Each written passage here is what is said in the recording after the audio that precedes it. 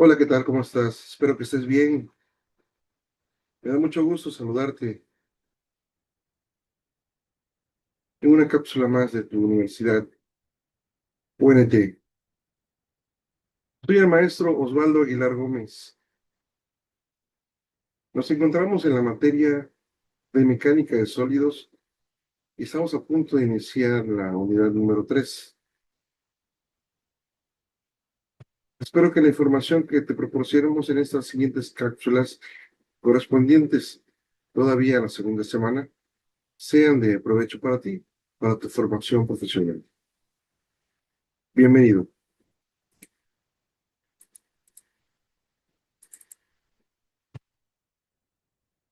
Materia Mecánica de sólidos. Una materia más que tu universidad, bueno, te trae para ti.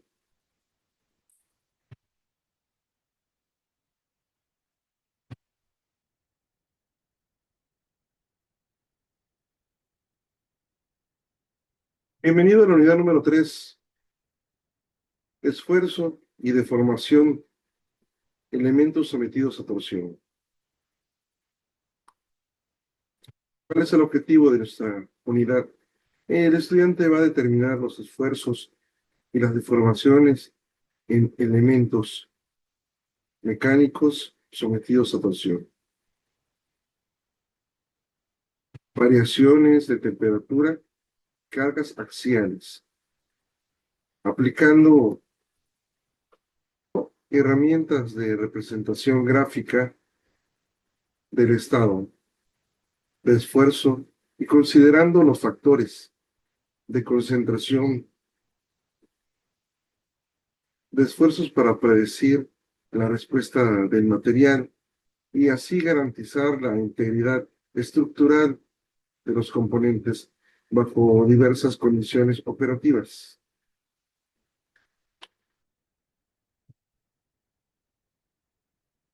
En las unidades anteriores ya hemos establecido los fundamentos del equilibrio estático, así como hemos también comprendido cómo las propiedades intrínsecas de los materiales dictan su resistencia. Sin embargo, en ingeniería real, los componentes rara vez se encuentran en reposo perfecto o sujetos a una única carga sencilla. Aquí en esta unidad número 3 vamos a dar un paso fundamental hacia el diseño, el cual es mecánico avanzado. Y bueno, nos vamos a adelantar, nos vamos a adentrar en el estudio de los elementos sometidos a torsión, un fenómeno crítico en componentes rotativos, como los ejes de transmisión, los cigüeñales y el sistema de potencia. Analizaremos también cómo las fuerzas internas generan diversos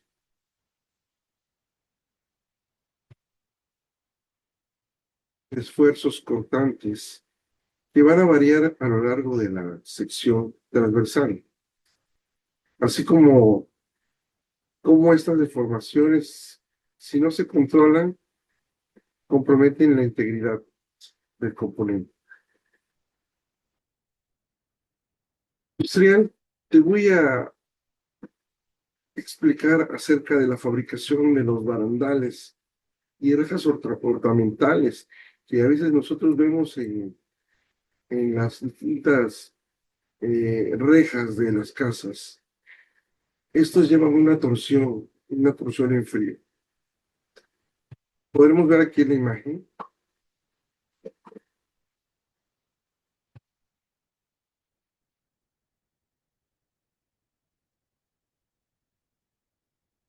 Es un proceso industrial de torsión en frío y bueno, esto lo vemos nosotros muy seguido, ya que este tipo de rejado es popular.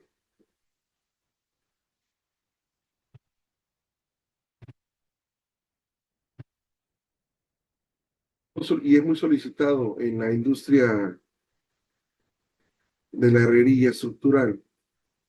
La fabricación de barandales, rejas y protecciones artísticas que se hace utilizando barras de acero con diseño entorchado o retorcido. No venden la varilla como tal, ya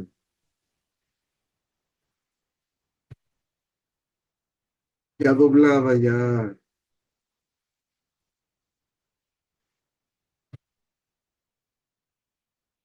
torcida. Y si lo venden, pues sale más cara.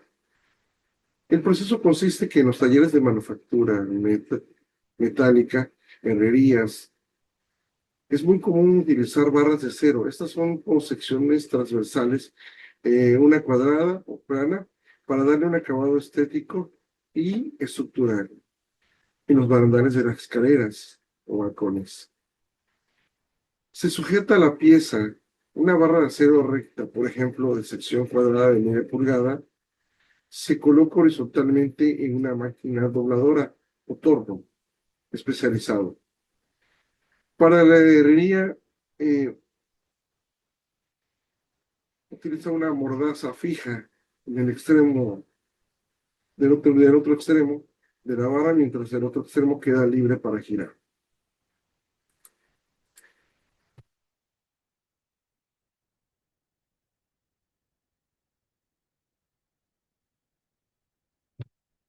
Se hace la aplicación del torque. La máquina aplica un momento de torsión, controlando sobre el eje la longitudinalidad de la barra, es decir,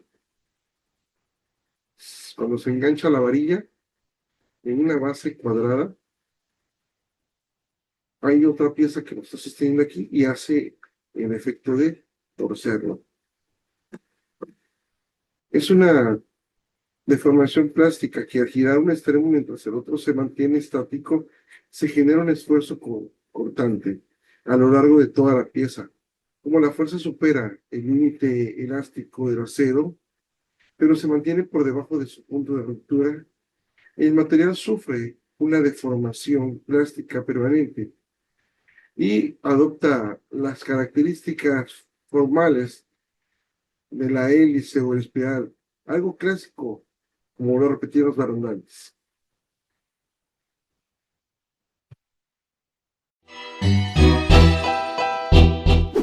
Hola a todos. La torsión o torque es un momento que tiende a torcer un miembro alrededor de su eje longitudinal. Estas dos barras, una de sección circular y la otra de sección cuadrada, nos muestran que la torsión en ambos casos es diferente, por lo que en este video analizaremos las de sección circular y las secciones no circulares las dejaremos para otro video. Cuando diseñamos máquinas, muchas veces necesitamos transmitir un momento de un plano a otro plano paralelo. El elemento más simple para realizar esta función se llama eje y generalmente tienen secciones circulares sólidas o tubulares. Aquí tenemos una barra que está fija en un extremo. Si le aplicamos un par de torsión al extremo libre, esta barra se tuerce sobre su eje longitudinal que coincide con el eje X. Ahora, si analizamos esta porción delta de X de la barra, notamos que no se deforma una vez aplicada la torsión, siempre va a permanecer plana. Entonces, si siempre va a ser plana, ¿qué ocurre durante la torsión? Veamos, el radio de esta barra está definida por la letra C, pero para generalizar, analicemos su núcleo. El radio de esta porción se denota por la letra griega ρ y va desde 0 hasta C. Entonces, a medida que el eje gira en torno a X, las dos caras del segmento también giran. En este caso, la cara delantera gira un poco más que la cara trasera, por lo que entre ambas caras existe una diferencia angular igual a delta de phi. A su vez, esta diferencia angular crea una deformación cortante en la barra. Esta deformación la representamos por la letra griega gamma y la expresamos de este modo en función de x y así para toda su longitud. Aquí debemos tener en cuenta que tanto gamma como phi están expresadas en radianes. Y a su vez esta ecuación nos demuestra que gamma es proporcional a phi y a ρ, por lo que la deformación cortante en la línea central de la barra es 0, mientras que la deformación cortante máxima se da cuando ρ es igual al radio. Ahora, estas dos ecuaciones se combinan para expresar la deformación cortante en términos de la deformación cortante máxima para cualquier distancia radial. Y si aplicamos la ley de Hooke y relacionamos la deformación cortante con el esfuerzo cortante, podemos expresar esta ecuación en términos de tau, para dar la relación entre el esfuerzo cortante en cualquier distancia radial y el esfuerzo cortante máximo. Ahora bien, esto sucede cuando la sección transversal del eje es sólida. Sin embargo, cuando hablamos de una sección tubular, además del esfuerzo máximo tenemos un esfuerzo mínimo que lo hallamos con esta ecuación. Ahora, para relacionar el esfuerzo cortante con el par de torsión aplicado, luego de una serie de procesos tenemos la ecuación de la torsión elástica. Y como vemos en los gráficos, el esfuerzo cortante en un eje circular aumenta a medida que aumenta la longitud del radio, desde el centro de la sección hasta la fibra más externa, cuando ρ es igual al radio de la sección, tal como tenemos expresada en esta ecuación. Mientras que en una sección tubular el esfuerzo máximo ocurre cuando ρ es igual al radio exterior y el esfuerzo mínimo cuando ρ es igual al radio interior. Ahora bien, en esta ecuación aparece un nuevo factor, el momento polar de inercia definido por la letra J. Pero ¿cómo definimos este parámetro? Podemos decir que el momento polar de inercia es la capacidad que tiene un cuerpo para oponerse a la torsión, y sus unidades son milímetros a la cuarta o pulgadas a la cuarta. Si la sección es circular sólida, podemos hallarla con esta ecuación considerando el radio o el diámetro de la sección transversal. Y si en caso tenemos una sección tubular, la podemos hallar con esta ecuación considerando el radio exterior y el radio interior, o en todo caso el diámetro exterior y el diámetro interior. Aquí tienen ambas expresiones definidas tanto para radio como para diámetro para no entrar en confusiones a la hora de aplicar, ¿no? Y poder aplicarlo de manera directa. Entonces, hasta aquí tenemos todo definido con respecto al esfuerzo cortante. Ahora, ¿cómo hallaríamos el ángulo de torsión o el ángulo de giro? Si la barra cumple con estos tres requisitos, el ángulo de torsión lo podemos calcular con esta ecuación de manera directa. Aquí tenemos el ángulo de giro, que es igual al torque aplicado o el momento torsor, la longitud de la barra, el momento polar de inercia de la sección y el módulo de corte, ¿no?, que se refiere al material empleado. Si existe consistencia de unidades aquí, el ángulo nos dará en radianes. Recuerden siempre que para poder aplicar esta ecuación se deben cumplir estos tres requisitos: el mismo material, la misma sección transversal y el mismo torque o momento torsor aplicado a lo largo de toda la longitud L. Ahora bien, y si el elemento está sujeto a pares de torsión en puntos intermedios, o si consta de segmentos de distintos diámetros o son de diferentes materiales, pues en esos casos debemos dividirlo en segmentos que satisfagan estos tres requisitos, y cuando ya tengamos todos los segmentos definidos, el ángulo total de torsión lo hallamos sumando los ángulos de cada segmento. Estos conceptos son bastante similares a lo que hacíamos en la deformación axial. Hasta aquí espero que todo ok. Pero ¿y si tenemos el caso de un eje con sección transversal variable o con momento torsor variable en función de su longitud? Pues con el momento polar de inercia en función de x y, o, dependiendo del problema, el momento torsor también en función de x, obtenemos el ángulo de giro integrando desde 0 hasta la longitud que deseamos analizar. Con un concepto similar nos topamos también en la deformación axial, cuando la fuerza estaba en función de x y el área de la sección transversal. En este caso el módulo de corte no lo indico en función de x porque es bastante difícil que sea un material que vaya variando desde aquí hasta acá, ¿no? Es muy complicado un material que vaya variando en función de su longitud, por lo tanto por lo general se considera constante y se trabaja con estos dos valores, ¿no?, en función de x. Ahora bien, este primer caso tiene un extremo unido a un soporte fijo. Por lo tanto, el ángulo de giro del eje fue igual al ángulo de rotación en su extremo libre. Sin embargo, cuando ambos extremos rotan, el ángulo de giro del eje es igual al ángulo en el que un extremo gira con respecto al otro. Por ejemplo, veamos este ensamble fijo en el extremo D, compuesto por dos ejes unidos en granes que se juntan en el punto C. Si aplicamos un par de torsión en E, los dos ejes rotarán, y como el extremo D está fijo, el ángulo de giro AD se mide por el ángulo de rotación del extremo A, es decir, phi de A. Pero en este otro eje, como tiene sus extremos libres, ambos extremos pueden girar, por lo que tenemos un ángulo de rotación para E y un ángulo de rotación para B. Entonces, si queremos conocer el ángulo de giro de este eje, será igual a la diferencia entre los ángulos de rotación de sus extremos. Es decir, esta diferencia nos indica lo que gira un punto respecto del otro. Y aquí en este cuadrito tienen la definición para ambos términos. De este modo ya podemos diferenciarlos, ¿no? Ahora, para el análisis de los miembros a torsión también necesitamos una convención de signos. Un par interno se considera positivo si por regla de la mano derecha el pulgar apunta hacia afuera y los dedos siguen la trayectoria del momento torsor. Una vez que empiezo por un extremo, ese sentido se considera positivo para toda la barra. Lo mismo si empiezo a considerar positivo desde el otro extremo. Recuerden que depende siempre del extremo por el que empiezan. Recuerden sí que esta convención es para toda la barra. Como me escriben en comentarios, ingeniero, ¿es mejor empezar por adelante o es mejor empezar por atrás? Por donde te guste. Si te gusta más empezar por esta punta, pues por aquí. Si te gusta más empezar por esta otra punta, pues por acá. Lo que sí, la convención que tú adoptes, ya sea por adelante o por atrás, tiene que ser para toda la barra. Ahora, la convención de signos para ángulos de torsión es coherente con la del torque. Un ángulo positivo de giro actúa en el sentido de la regla de la mano derecha. Aquí debemos tener en cuenta que se considera el giro de la sección exterior sea cualquiera de los dos extremos, recordando que depende siempre del extremo por el que empiecen, aquí nuevamente, por adelante o por atrás, como a ustedes más les guste. Y en el caso de ángulos de rotación, consideramos un eje, en este caso puede ser el eje X que coincide con el eje longitudinal de la barra.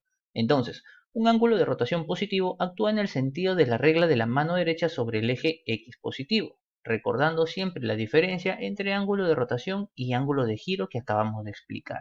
En los siguientes videos estaremos desarrollando problemas referentes a este tema para reforzar su comprensión. Y bueno, espero que les haya gustado y sobre todo y más importante que hayan podido comprender todos estos conceptos. Si te gustó, déjate un buen like, comparte si te sirvió, suscríbete y activa la campanita para recibir más contenido como este. Y nada, por mi parte eso es todo. Muchas gracias, nos vemos en el siguiente video. Me seducen las mentes, me seduce la inteligencia.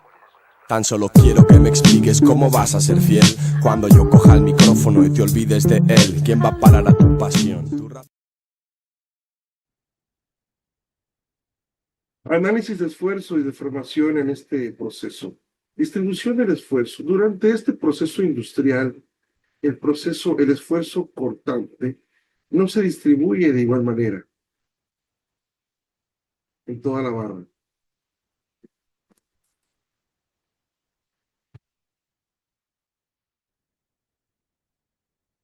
Las esquinas exteriores de la sección cuadrada y las fibras más alejadas del centro geométrico experimentan el mayor esfuerzo y la mayor deformación. ¿Por qué? Porque mientras que el núcleo del centro sufre un esfuerzo mayor, menor, está el papel de la ductilidad. Este proceso depende críticamente de que el acero utilizado sea dúctil. Si se intentara hacer este mismo proceso con un material frágil como, como fundirlo, o bueno, también hay un acero templado incorrectamente, puede fallar. La barra no se va a retorcer de forma estética, sino que se fracturaría de inmediato, siguiendo un patrón helicoidal al primer intento de giro. Hay un beneficio estructural.